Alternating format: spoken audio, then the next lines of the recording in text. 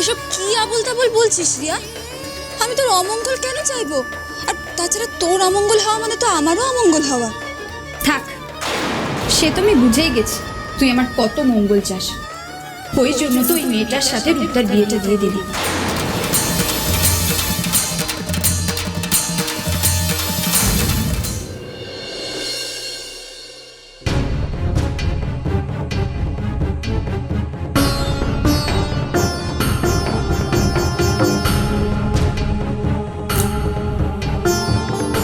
তুই ইচ্ছে করে দুধটা খারাপ রেখেছিস তাই না রে? যাতে দুধটা কেটে যায় আর আমার হাত দিয়ে অমঙ্গলটা হয়।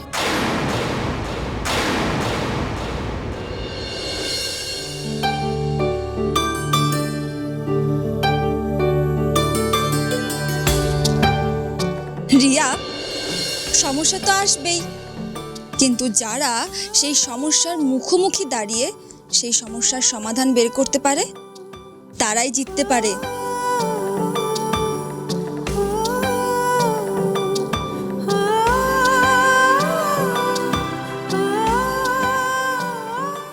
এইভাবে ফ্লোরে বসে থাকতে হবে নাকি? আমার ফ্লোরে বসতে ভীষণ ইরিটেটিং লাগে। কেমন একটা ওই গরিব গরিব ব্যাপার না? তোমাদের এখানে সব কিছুই কেমন লোয়ার মিডল ক্লাস টাইপ। ভীষণ গরম লাগছে রূপ, এসি চলছে না? আসলে এত লোকজন আছে তো তাই একটু গরম লাগছে। মামি, মাকে নিয়ে এসো, এবার আশীর্বাদ করবে তো।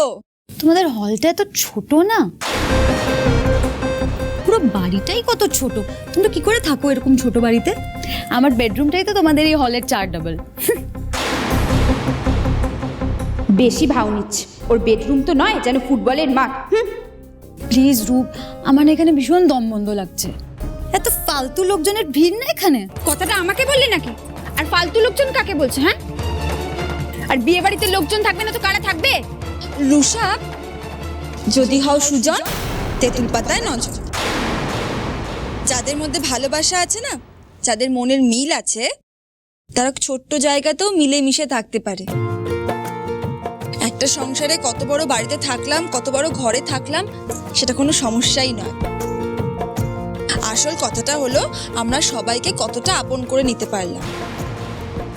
যেদিন তুমি সবাইকে ভালোবেসে ফেলবে না, সেদিন বুঝবে সবাই মিলেমিশে থাকার আনন্দটা কত বেশি। ও গড, আবার লেকচার। আমি খালি ভাবছি কত তাড়াতাড়ি রূপকে নিয়ে বাড়ি থেকে কেটে পড়তে পারবো। আমি জানি রে ভাগ্যশ্রীতে, এই সংসারটাই তোর কাছে সব কিছু। অন্য কোনো কিছু তোর কাছে এই সংসারটার চেয়ে বড় নয়। আমি তোকে এত ভালোবাসতাম ভাগ্যশ্রীতে, সেই আমাকেও তুই কিনা এই পরিবারের জন্য কত সহজে বলি দিয়ে দিল। আমি তো সারাক্ষণ এই বাড়িটায় তোর পায়ে পায়ে ঘুরতে চেয়েছিলাম, হাসি মুখে তোর সব কথা মেনে চলবো বলেই রেডি ছিলাম। আর কি সেটা পারবো? জানি না রে ভাগ্যশ্রীতে, আমার ভিতরের কষ্টটা আমাকে তোর কাছ থেকে আরো দূরে সরিয়ে দিচ্ছে। ভাগ্যশ্রী, হ্যাঁ মা। এদিকে সব তৈরি আছে তো? হ্যাঁ হ্যাঁ, সব রেডি। এই নাও মা। রূপ, রুষাব, তোরা এদিকে আয়।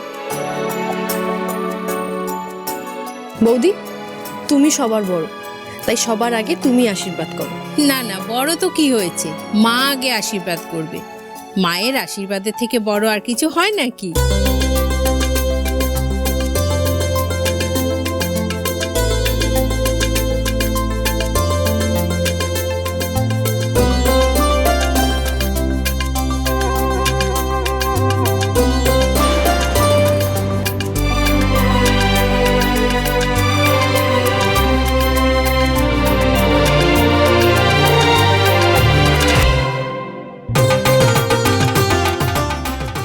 শুভ, রিয়া, তোরা এদিকে আয় এবার।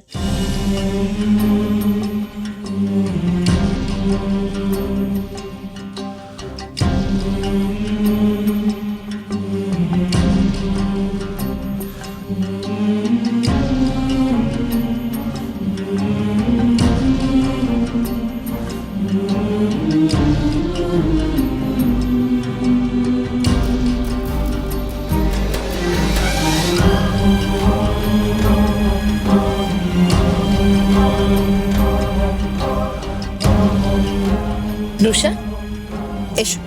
No I hate sweets.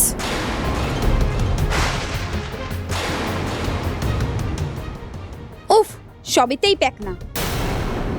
একটু খেলে কিচ্ছু হবে না।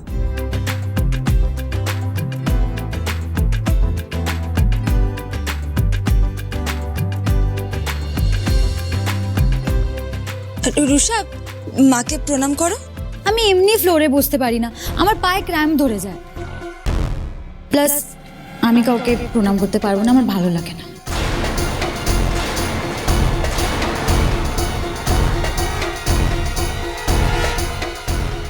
থাক, মন থেকে প্রণাম না করলে প্রণাম করার কোনো দরকার নেই।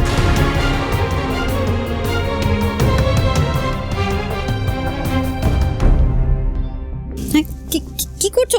ছাড়ো।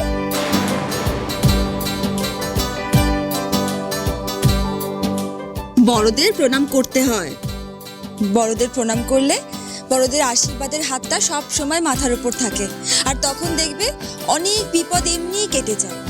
আর মা বাবাদের তো প্রণাম করতেই হয়।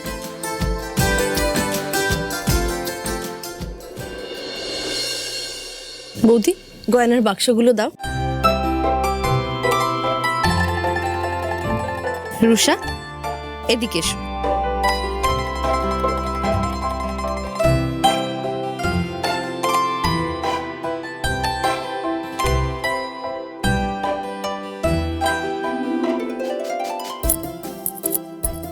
আমাকে কি এগুলো পরে থাকতে হবে নাকি? আপাতত পড়ে থাকো। রিয়া, হাতটা দাও।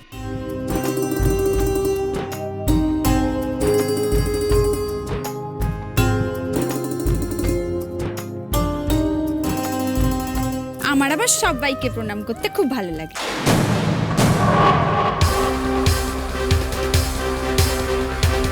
ভাগ্যশ্রী, এদিকে শোনো।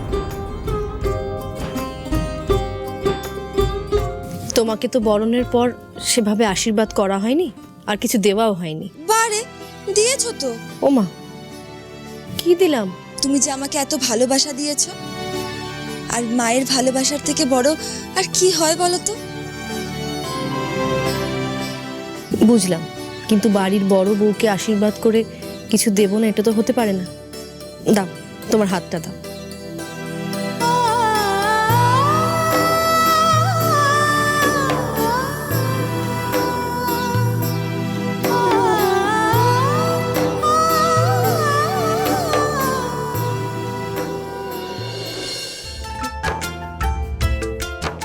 সুখী হও, তুমি যেন সবাইকে তোমার ভালোবাসা দিয়ে জয় করতে পারো,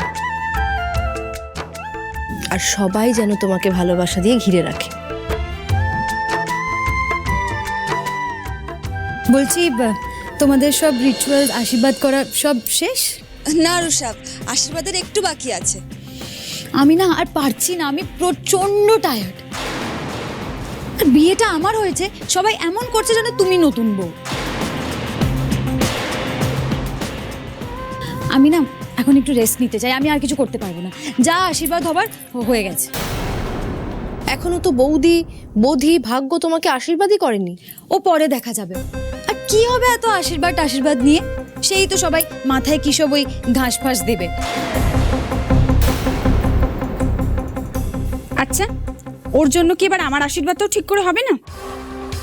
তোমার যা খুশি তুমি করো না, আমি কি তোমাকে বারণ করেছি নাকি? রুষাব, তুমি একটু বসো, আমাদের আরেকটু বাকি আছে অনুষ্ঠান। আবার বসতে হবে? প্লিজ, আমি আর বসতে পারবো না। বসে বসে আমার হাঁটুতে ব্যথা হয়ে গেছে। যা করার তোমরা কালকে করো। কালকে করলে তো হবে না, আজকেই করতে হবে। বসো। না না না, আমি আজকে পারবো না। Aunty please.